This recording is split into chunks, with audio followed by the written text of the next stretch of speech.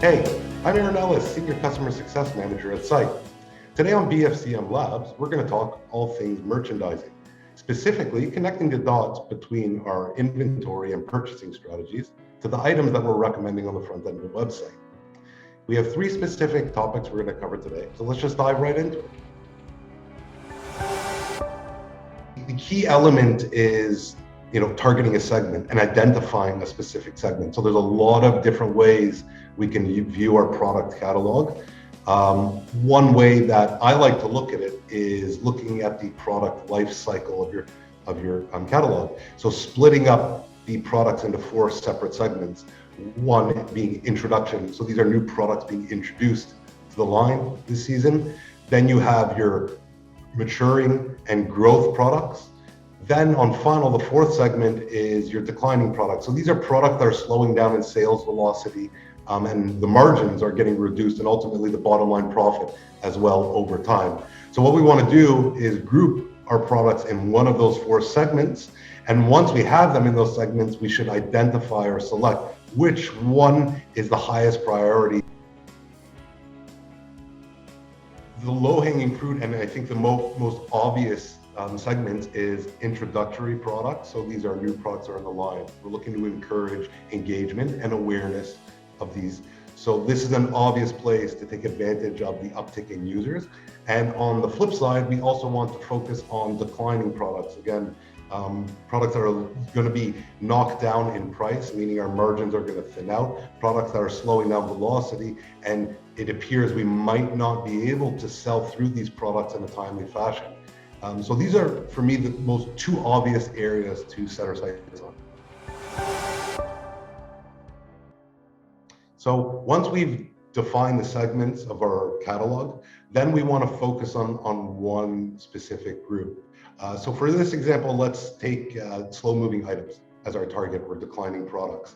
Now, with this, what we want to do is first identify the cause, if we can, for it being a declining or slow-moving product. Now, one common cause is just it's not an interesting product, or maybe the description, the PDP isn't descriptive enough for it to sell. The other common offender is that the product is just not getting visibility.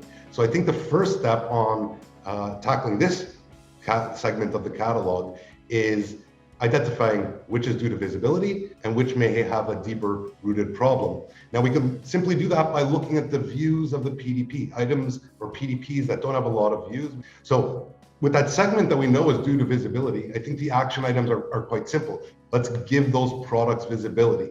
And we can do so in a couple of ways. One, making sure that our product listing pages are sorted correctly, making sure those products that have been missed are pushed up higher on the page. And this also goes for text search results page, of course.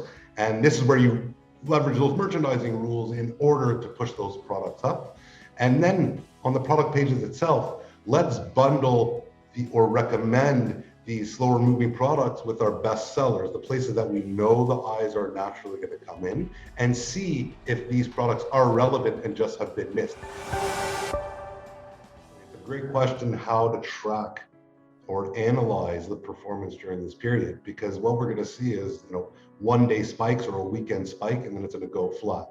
So the most obvious way to track it is first group those items, like we said before, identify them, segment them, and then look at their order velocity, their sales velocity that they've had leading up to this Black Friday, Cyber Monday.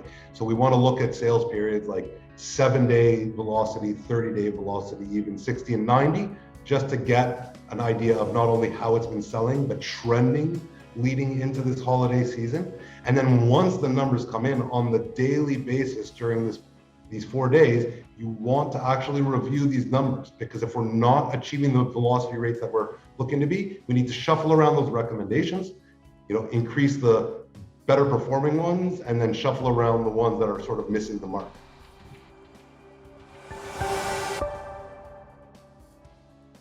Before we wrap up today's BFCM Labs, I want to review the topics we discussed. Firstly, we want to segment our product catalog into an organized fashion. In this example, we discussed slow-moving or declining products. Second, we want to create merchandising rules and ranking strategies in order to tackle the goal we set out for ourselves. So for example, gaining visibility for the products that had a low amount of views.